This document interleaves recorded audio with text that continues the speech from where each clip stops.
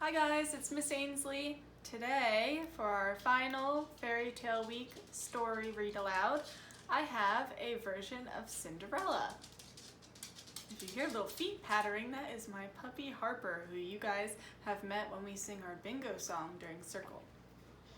So, this version of Cinderella is called Cinderella Penguin, or the Little Glass Flipper, instead of the Little Glass Slipper, because penguins have flipper feet. And this story is by Janet Perlman. On the front cover we can see our Cinderella penguin with her blonde hair on the front, and she's sweeping the floor. And back here are her evil stepsisters and stepmother. Alright, let's see what happens to Cinderella Penguin. There once was a young penguin named Cinderella, who lived in a faraway land with her stepmother and two stepsisters. Cinderella was a kind and gentle penguin, but her stepsisters were selfish and vain. Cinderella did all of the chores. She even had to pick up after her stepsisters, while they never had to do anything. Here's Cinderella in the back. She is helping with the fire, and her stepsisters are laughing at her here. They are not very nice. It's not very fair that she has to do all of the chores. The sisters wore the finest of clothes, and they slept in a large, cozy feather bed with silk sheets and fluffy pillows. Look at their beds, they're fancy. They've even got little canopies on them. Uh-oh. But poor Cinderella wore nothing but worn-out tatters, and she slept in the cold stone cellar up on a small shelf beside some old tin plates. Cinderella Penguin doesn't even have a real bed. She's asleep on a wooden shelf. That's not fair. One day, it was announced that the Penguin Prince was giving a costume ball. The stepsisters and their mother received an invitation. Cinderella wanted to go too, but they just laughed at her.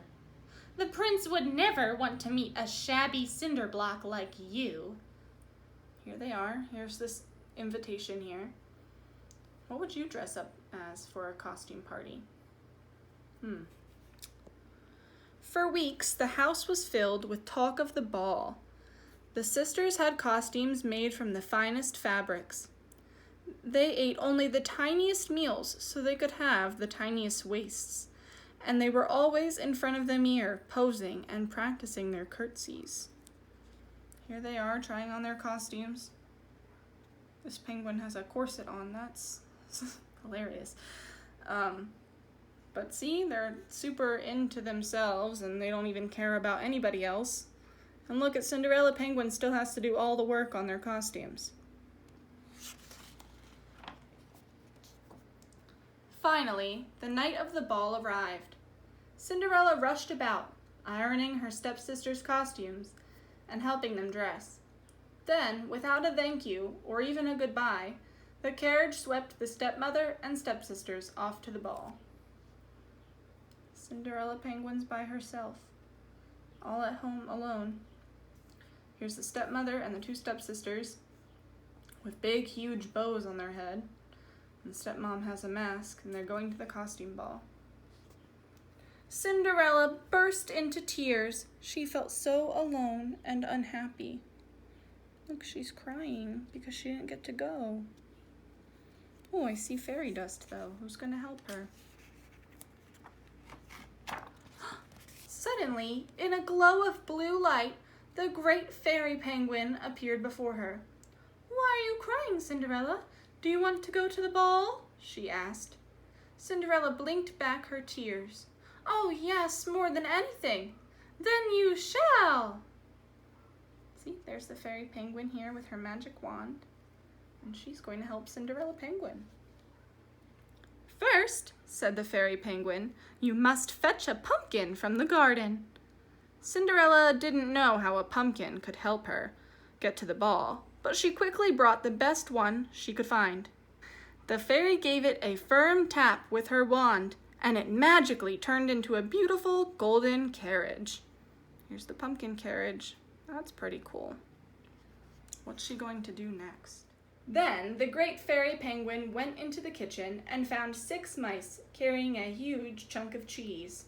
With a tap of her wand, they turned into a handsome team of 6 horses. She turned the cheese into a fat coachman in uniform.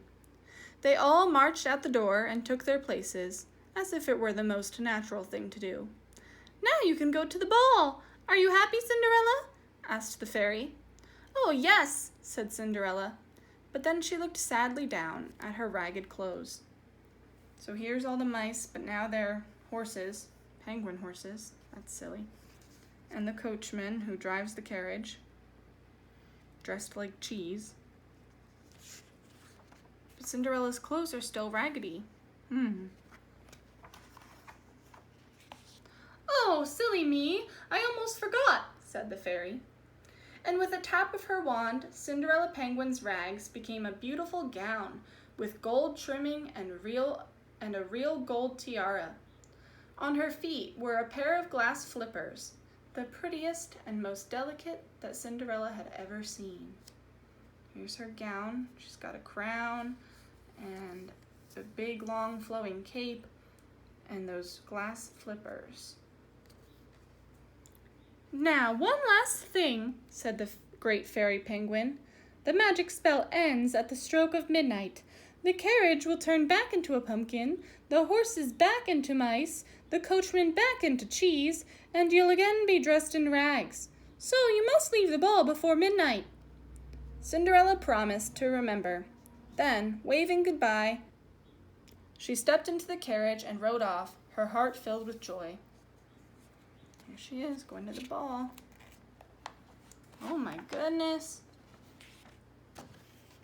When Cinderella arrived at the palace, the ball was in full swing.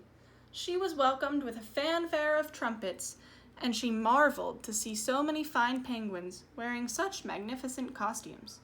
Her stepmother and stepsisters didn't notice her. So here she is, walking into the ball. And look at all these costumes. We've got a football player, a guy dressed like a deck of cards, a penguin dressed like Goldilocks, a ghost penguin. Wow. Her stepsisters were too busy gobbling down snacks and party sandwiches at the buffet table. But the penguin prince, right here, noticed Cinderella at once. "Who is she?" he asked. "She is the most beautiful penguin I have ever seen."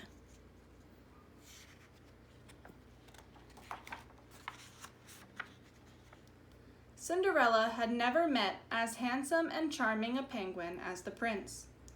From their first dance together, he never left her side.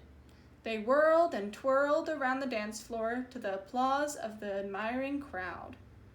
So here's the prince with his blue cape, and he's dancing with Cinderella Penguin.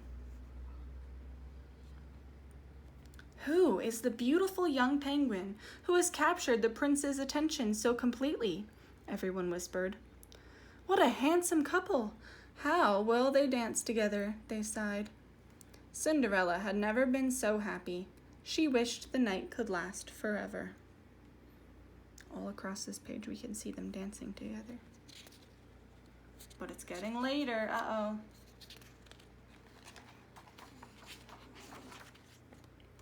Then, suddenly, she glanced at the clock.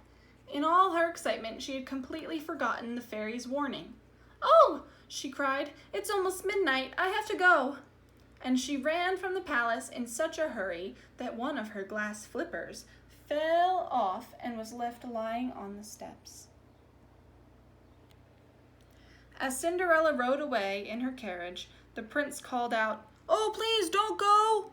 But she was gone. He picked up the glass flipper and said sadly, "Who was she? I don't even know her name." What's he going to do to solve his problem? The next day, it was announced that the prince would marry the penguin whose foot fit the little glass flipper. There was great excitement throughout the land. First, all the princesses tried it on, and then all the penguins of the court, but the flipper was always too small.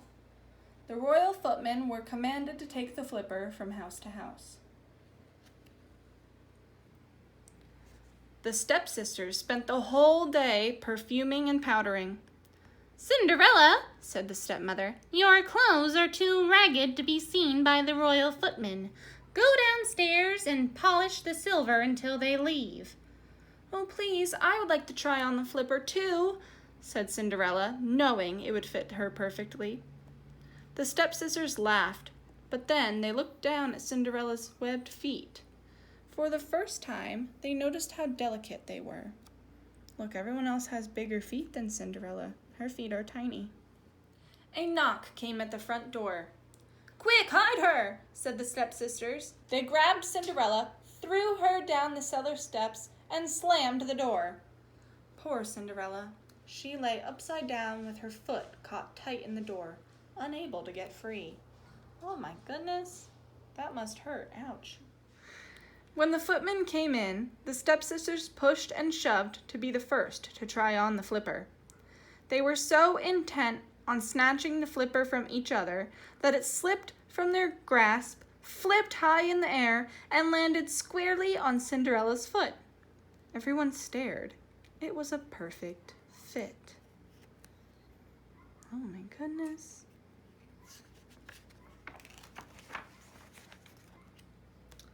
As the footman opened the door and helped Cinderella up, the great fairy penguin appeared.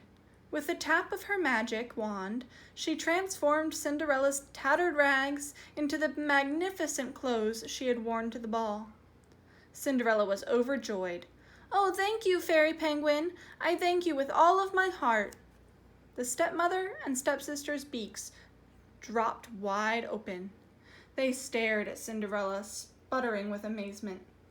"Look, oh my, it's her! Oh no! Oh dear, we've really put our foot in it." Look, they're all super surprised. Their beaks are wide open. The Penguin Prince and Cinderella Penguin were married the very next day, and the wedding bells rang throughout the land. Never before could anyone remember such a joyous and happy wedding. Here they are getting married at the castle.